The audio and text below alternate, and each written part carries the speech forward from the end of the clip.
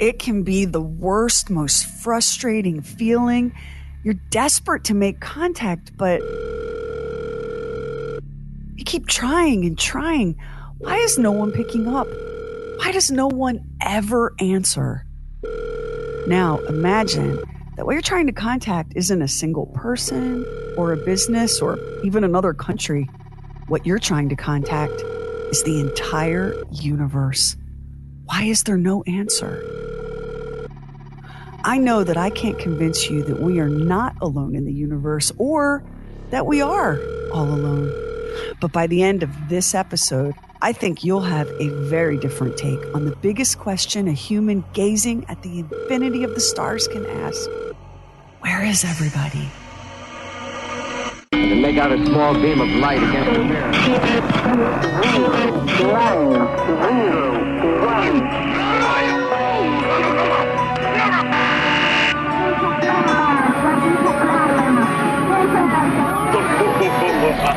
Truly weird stuff.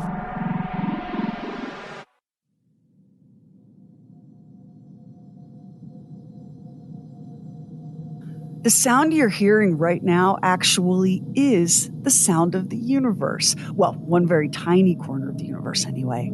You're listening to audio collected by NASA's Voyager mission. The 2 Voyager probes were launched within 15 days of each other way back in 1977, and for more than 45 years, the 2 Voyager probes have been busily chugging deeper and deeper into space, all the while gathering data and sending it back to Earth every single day. This is mind-boggling enough when you consider that the Voyager mission was designed to run for about 4 years, and even more mind-boggling that the devices have now weathered decades in the punishing vacuum of space.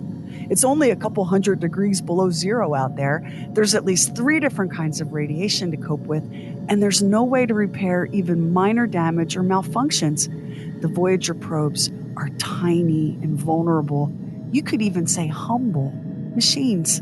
And yet, those little gadgets are the first human-made objects to cross the invisible boundary into interstellar space.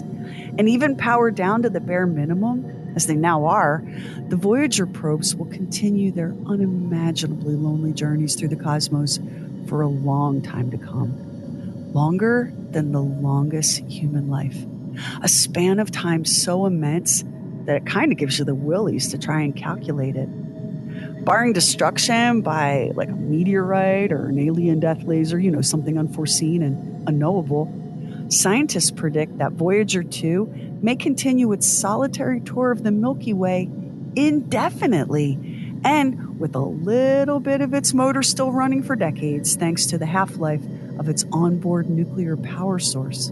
And Voyager 1, brace yourself. Voyager 1 is predicted to outlive Earth, our beloved watery blue home, by at least 1 trillion years.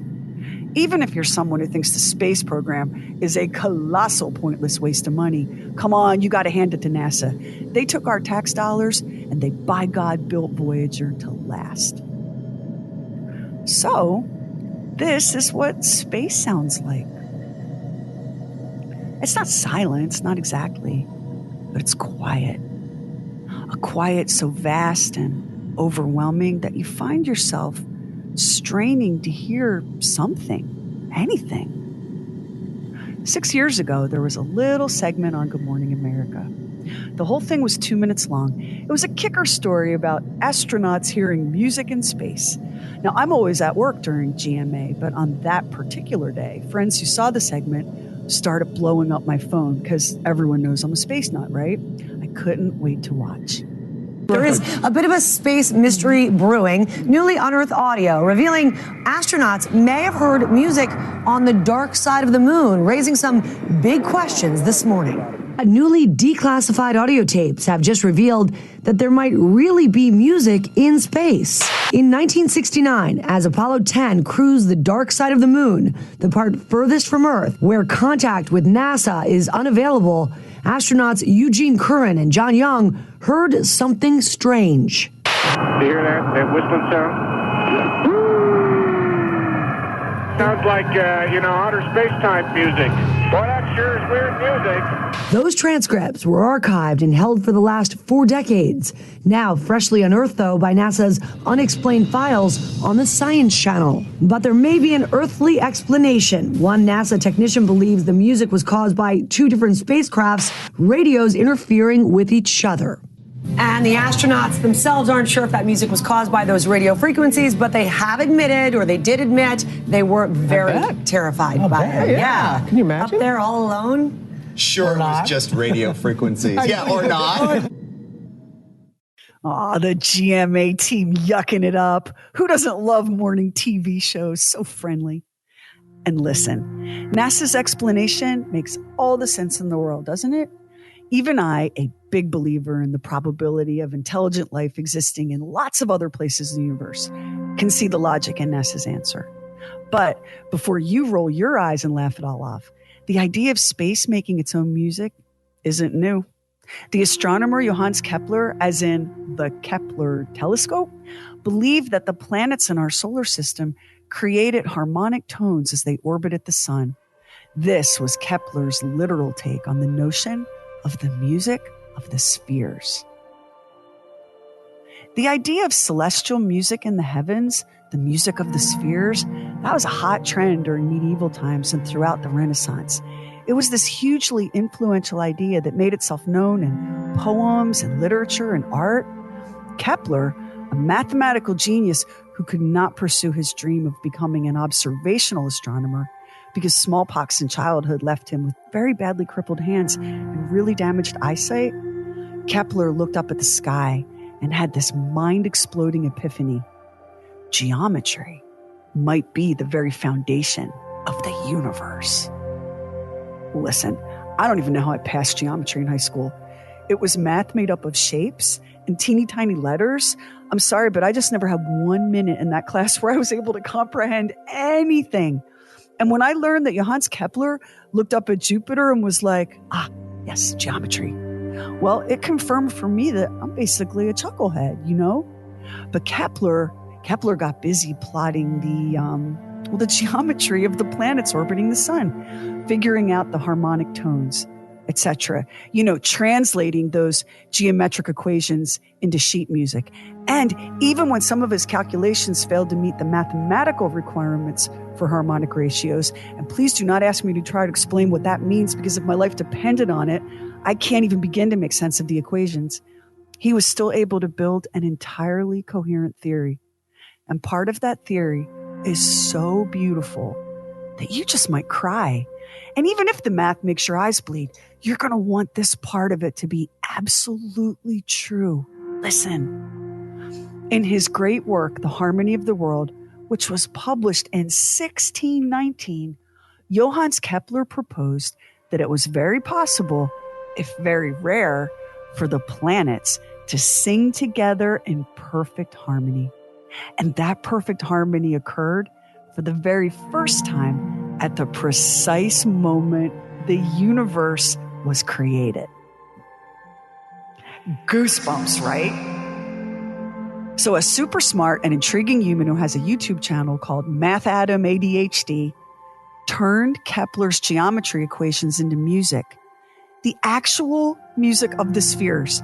This is what the planets sound like as they orbit the sun. It's wow. Oh my gosh. I know some of y'all don't believe in much of anything. I mean, never mind math, but dang, if math is truly the universal language, and it really does look to be the case, even though I'm confused, and Kepler used math to show us that whole worlds can sing, well, wow. It would be really awesome if we could stop trying to annihilate ourselves long enough to take in the sheer wonder of this place that we find ourselves living in, whether we're all alone in the universe or not. And if we aren't all alone, terribly, frighteningly, tragically all alone, then where is everybody?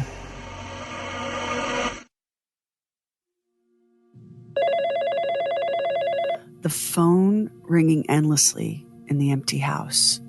It's such a haunting sound. Once, a long time ago, when Payphones were everywhere, and mobile phones were still a twinkle in some Motorola engineer's eye. I was a teenager working nights at an Italian restaurant. I'd ride my bike to and from work, a distance of maybe 5 miles, shorter by far if I cut through St. Mary's Cemetery, which was something I just could not bring myself to do after dark.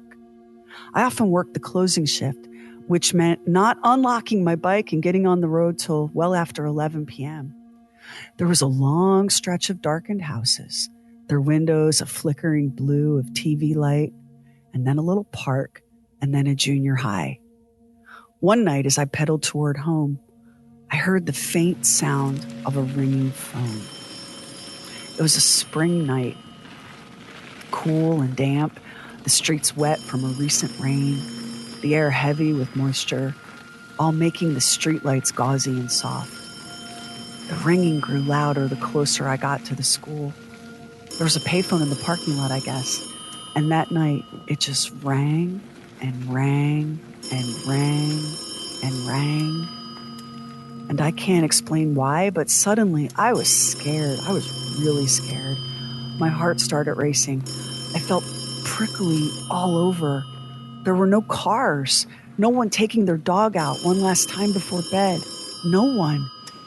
Just me and the sound of my bike tires on the asphalt, my breathing, and that endless ringing. I blew past the school's empty parking lot and that ringing phone, barreling towards St. Mary's and the much busier well-lit road that bordered its entire length. And I swear I could still hear that payphone ringing, far, far past where the sound should have carried. I knew it was silly and stupid to feel so spooked, but I was, because for those few moments, I felt alone as I ever had, or honestly, ever would. It was like the whole world was one huge, empty house. And no matter how long that phone rang, it would never, ever be answered. It was a terrible feeling, choked and panicky, an awful, empty, echoing sort of aloneness. That ringing, growing fainter and fainter behind me, was worse than any silence could have been, or so I thought back then. What could be a more terrible fate than to be all alone in the world, all alone in the universe? Now, just by coincidence, this happened right around the same time the SETI Institute was founded. SETI, the search for extraterrestrial intelligence, exploded onto the scene in the mid-1980s. Back then, sci-fi movies were enjoying their own golden age, a phenomenon that began in the late 70s with Close Encounters of the Third Kind, 2001: A Space Odyssey, Alien, and of course, Star Wars. Moviegoers couldn't get enough of outer space, and that enthusiasm spread to the real world too. Yes, people have been spotting UFOs in the skies for decades. The Air Force's investigation into those unidentified flying objects, Project Blue Book, was well known to the public. The alleged UFO crash at Roswell, New Mexico was established lore, and the sitcom Alf was in the works at NBC. But it took a brilliant and ballsy astronomer named Frank Drake to inspire SETI and teach us all how to put our extraterrestrial listening ears on. At a time when serious scientists wouldn't touch UFO research with a 10-foot intergalactic pole, Frank Drake suggested that an excellent way to locate intelligent extraterrestrial life was simply by listening for radio waves that proved their existence. And it was simple, elegant, and truly so genius that all these years later, we've yet to come up with a better idea. Just to give you some perspective, in 1960, Frank Drake embarked on Project Ozma, deploying his strategy of using radio telescopes to locate other intelligent life in the universe. Just 25 years earlier, in 1935, humanity managed to send the very first letter via airmail. Now, come on. That is a lot of impressive progress in just 25 years. We go from licking a stamp to searching the universe for life. Come on. Drake aimed his Project Ozma telescope at a couple of stars that were each as bright as our sun, because the assumption was, hey, there might be some planets orbiting one or both of those stars. And each star was a relatively close neighbor of Earth, only 11 light years, or 64 trillion miles away. Drake's team monitored the 1420 megahertz frequency, something they believed any reasonably sophisticated civilization will be aware of. And they also used a single receiver to cruise the dial from 100 hertz to 400 kilohertz. Why am I sharing these super specific details? It's not just because I'm a giant geek, but because it's important to understand how incredibly narrow and limited that first search was. And I don't mean that in a critical or negative way. Drake was limited both by the technology of the time and by the fact that he insisted on using off-the-rack equipment for Project Ozma so that no one could claim he was being wasteful and crazy with their money. Oh my God, the endless penny pinching when it comes to space. It makes me insane. I mean, the guy was buying stuff at Radio Shack to look for extraterrestrials. Anywho, Project Ozma never found anything. And a year later, Frank Drake introduced what is now the second most famous equation in science. Einstein still holds that top spot for E equals mc squared. The Drake equation. Per Drake's reasoning, one could estimate the number of detectable alien civilizations in the Milky Way by considering 7 variables, 6 of which were totally unknown at the time. And it is a bummer to tell you that most of them remain totally unknown today, which means that the Drake equation can't be calculated, much less solved. That doesn't mean it isn't useful, because the Drake equation formed the foundation of all the research done at SETI. It gave us a jumping off point for all of the big questions about whether or not we are alone in the universe. And of course, it's something skeptics and debunkers like to throw out as their own kind of proof that humanity is a solo act. Now, thanks to Frank Drake, radio telescopes were soon scanning the heavens for signs of life. And there were a few wow moments, including the legendary wow signal picked up in August 1977 by the Big Ear radio telescope at Ohio State University. That's what you're listening to right now. People got so excited. This really looked like it could be it. Proof that we had company somewhere out in the endless cold and dark of space. It took about 40 years for a pair of astronomers to gently break the bad news. Not aliens. The wow signal had a perfectly simple explanation. It was just clouds of hydrogen gas millions of miles in diameter surrounding a pair of comets. Comets that just happened to be in the Big Ear telescope sites at the precise moment the wow signal was recorded. Hydrogen gas happens to naturally emit a radio frequency at 1420 megahertz. Sounds familiar, doesn't it? That's because that is the very same frequency that Frank Drake considered the universal hailing channel. Uh-oh. Our search just got a lot more complicated. Because if aliens and humans and hydrogen gas are all broadcasting on the same frequency, things are definitely going to be confusing. Now, despite the tremendous enthusiasm and optimism about SETI's tireless scanning of the skies, heck, even Jodie Foster legitimized it all in the movie Contact, there was silence. It was called the Great Silence.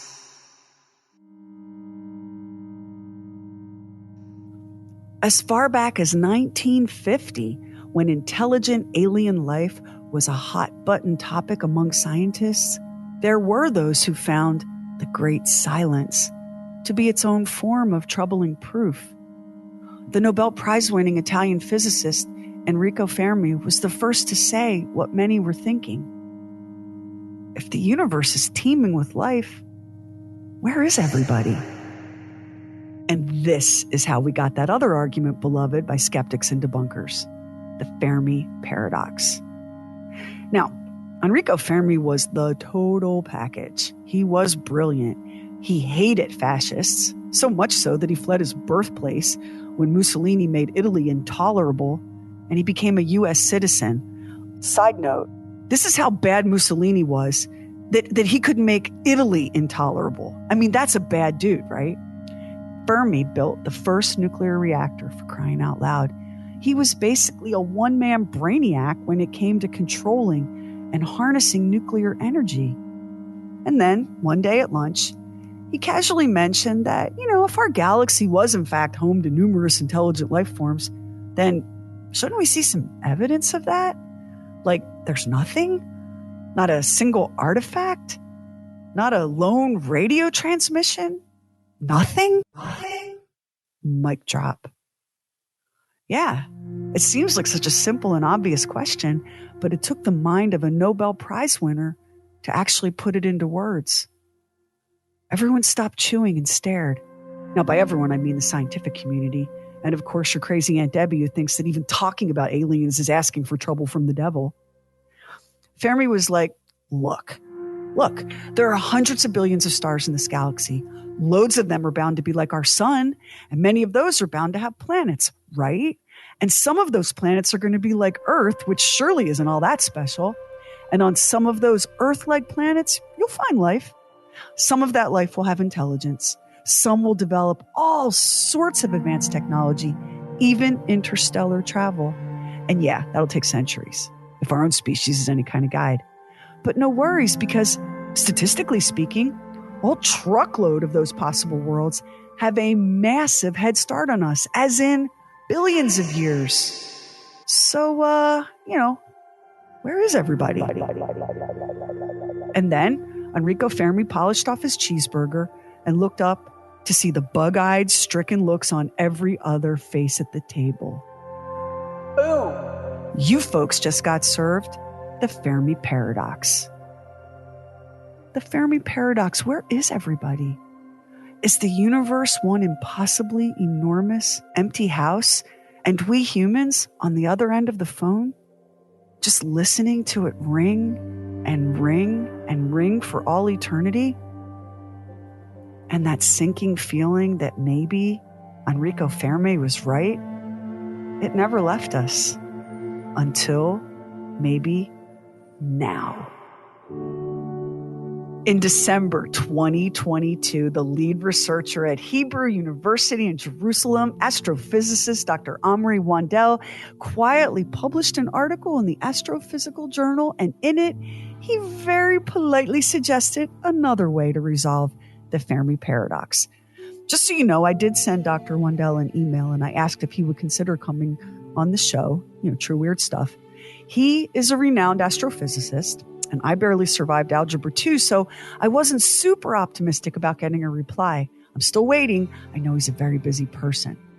I'm going to do my best to break down his thoughts. I had to read that journal article, I don't even know how many times, but there was this one moment when the lights suddenly turned on in my brain, and I understood.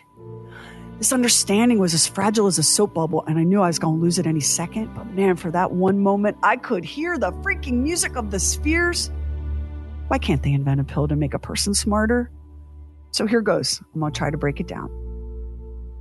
You know how little kids have no concept of time, no patience, no ability to restrain themselves from asking, are we there yet? Are we there yet? Are we there yet? Now, imagine that humanity is that toddler.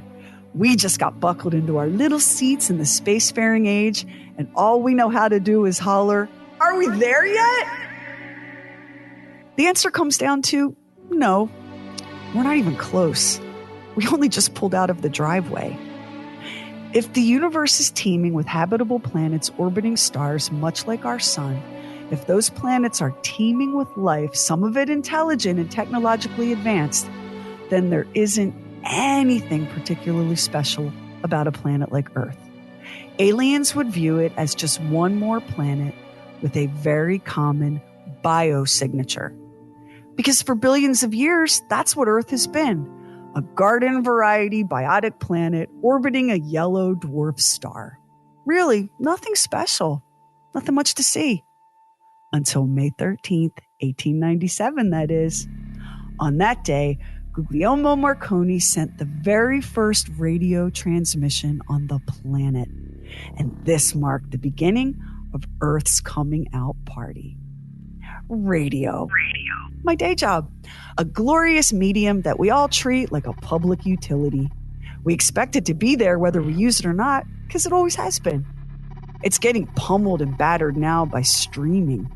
I spend a chunk of every workday dealing with listener complaints about song repetition and commercials.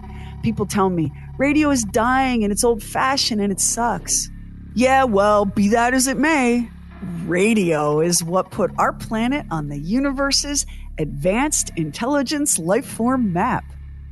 Radio gave Earth something new, a techno-signature. And because humans are such beautiful, emotional creatures, capable of real goodness and decency, despite our worst tendencies, the earliest radio broadcasts really tug on your heart. Like Christmas Eve, 1906, wireless operators stationed on ships off the coast of New England were gobsmacked when their usual Morse code beats were suddenly, somehow, interrupted by the sound of a male voice reading from the Gospel of Luke, the Christmas story. And the angel said unto them, Fear not, for behold, I bring you good tidings of great joy, which shall be to all people. For unto you is born this day in the city of David a Savior, which is Christ the Lord. Silent night.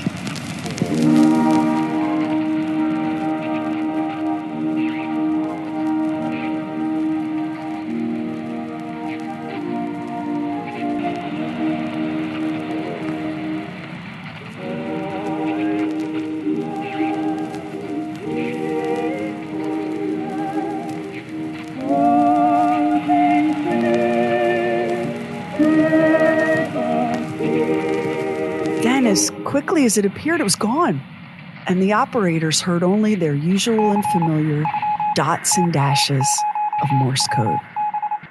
Then, a few years later, in 1920, the very first commercial radio broadcast boomed out of KDKA in Pittsburgh. This is KDKA of the Westinghouse Electric and Manufacturing Company in East Pittsburgh, Pennsylvania.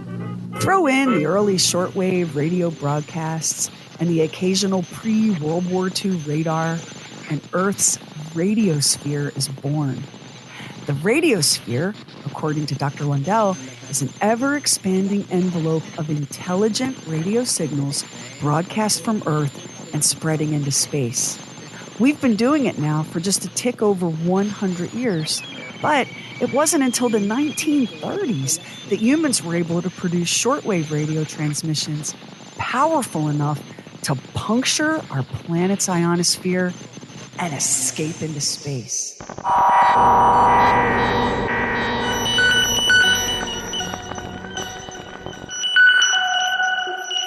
Where is everybody?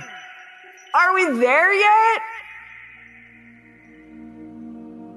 Well, here's what Dr. Wendell had to say.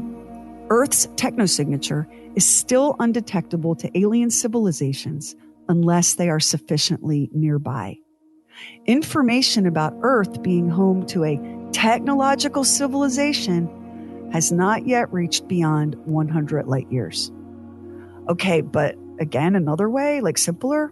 All right, let's say we send out a radio signal and it reaches an intelligent species living on a lovely little world 50 light years from Earth.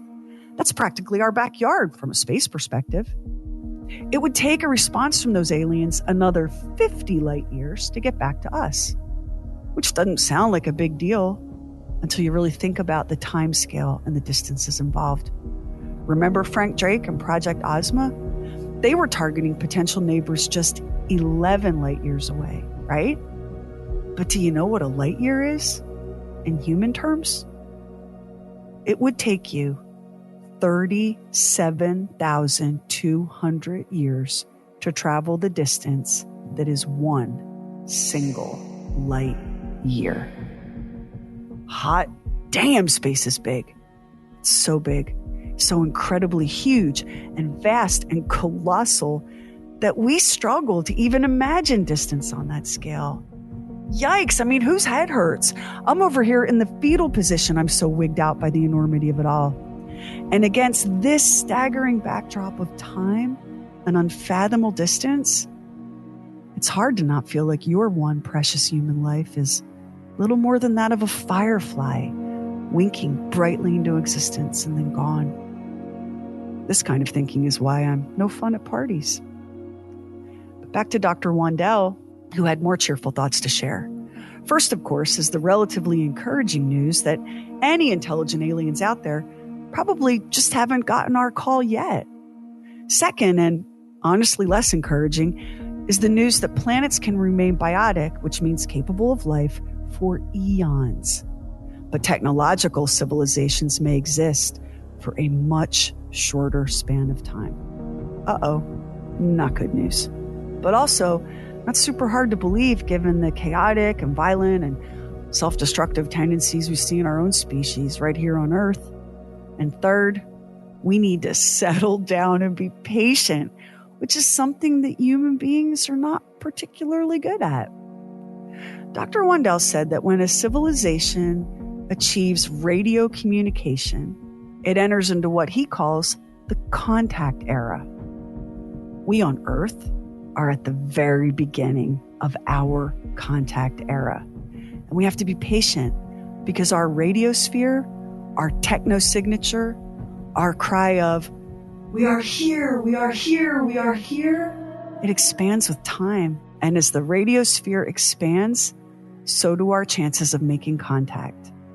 This is one way that Dr. Wandel suggests that the whole Fermi paradox can be resolved. An answer, however unsatisfying in this moment, to the whole aching question: where is everybody? And now for the part that breaks my heart and crushes my extraterrestrial obsessed dreams.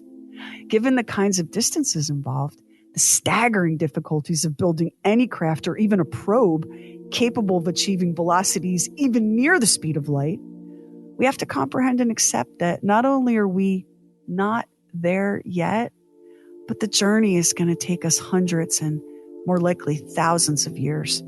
And that's assuming that we don't blow the world to bits along the way. The great silence. Silent, perhaps, not because we're all alone, but because we're just so very far apart. Silent, possibly, because as civilizations progress, perhaps they abandon radio communications in the way we understand the technology. They cease transmitting in all directions. Their signals cease leaking into space and forming that invisible but detectable trail of breadcrumbs for us to follow. Maybe they evolve to deploy radio quiet technologies like fiber optics. And why wouldn't that be the case for an intelligent species on another world? It's already happening here on Earth, and we're babies in this game of cosmic hide and seek. One thing to keep in mind is how important it is, how critical it is to have some humility about what we know and what we don't, about what we can do and about what is still just so far beyond our reach. The official story is we've gone looking for aliens and haven't found any. Yeah, well, here's another way to look at it, fellow believers. Just because we haven't found them doesn't mean they haven't found us. We've been peering into the vastness of space through what amounts to a keyhole. Not exactly an exhaustive search, right? But wait, because something has happened that could change everything. Really cool news broke in late February of this year. A student at the University of Toronto named Peter Ma developed an AI-based artificial intelligence and AI-based algorithm capable of sorting through the massive, chaotic haystack of signals and background noise coming from our very signal-noisy Earth in search of that ultimate needle and orderly, repeating radio transmission from another world. This is a huge development, huge. The kind of thing that has the potential to rewrite history, the potential to change SETI forever. Project scientists working with Breakthrough Listen which is a SETI program using the Green Bank Telescope in West Virginia, applied Peter Ma's algorithm to radio data they'd already gathered from a collection of stars ranging from 30 to 90 light years away. And they found something astonishing. What had been thought to be empty, silent space was anything but. Peter Ma's machine learning-based algorithm found 8 different, very intriguing signals. Here's what we know, and why it's also eyes popping right out of your head interesting. Let's start. The signals are narrowband. Signals caused by natural phenomenon are way more likely to be broadband. The signals have what radio astronomers call slope, which, jargon, basically means the signals could not have originated here on Earth. Wow. And finally, these signals are what they call on source, meaning we see the signal only when we point our radio telescopes at the star or source from which they originate. And when we look away, silence. Why does that matter? Well, because it lets us rule out human radio interference. Earth is such a noisy planet. What with our cell phones and our GPS satellites and television and Wi-Fi and countless spins of Journey's Don't Stop Believing on FM radio. All that signal noise causes local interference because it's also close to home, Earth, where our radio telescopes are based.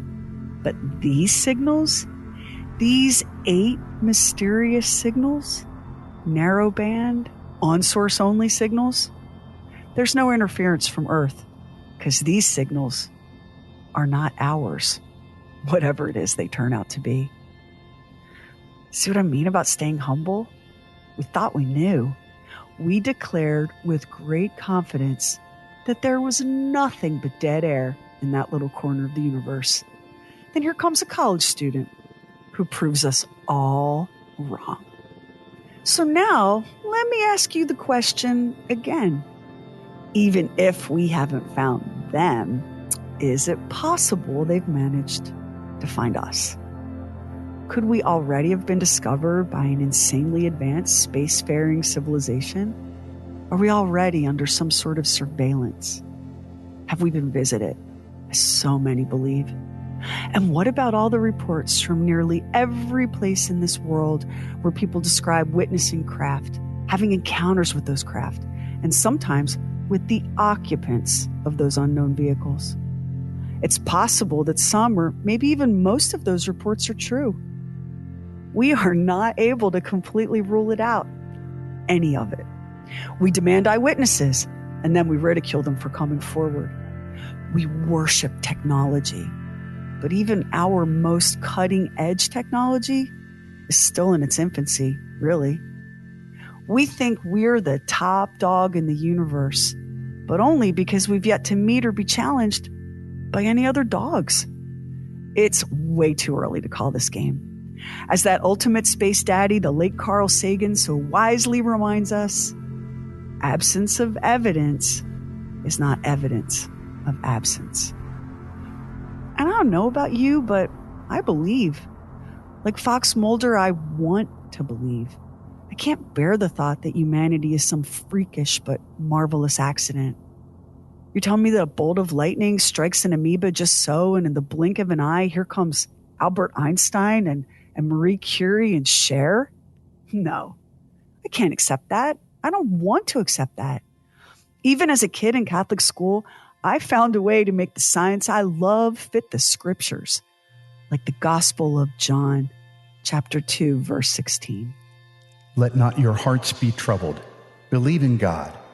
Believe also in me. In my Father's house are many rooms. The universe is filled with uncountable rooms.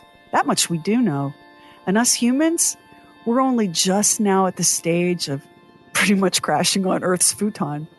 Someday, though, someone will answer that endlessly ringing phone. Someone or something will break the great silence.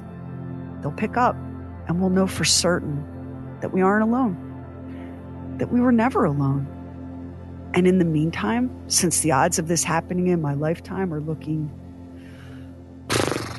tragically slim, I have to console myself with the knowledge that my radio career is part of Earth's techno-signature for all eternity, that my radio partner Bob and Max and I have done our small part to shatter the great silence. We have hailed the stars and welcomed all comers by showcasing some of the most exciting things Earth has to offer. So he's kind of like a guard pig. It's like a watchdog. Yeah, a guard pig. That's He's great. a real good one. And his name is Grunt. Grunt. Okay, here he is.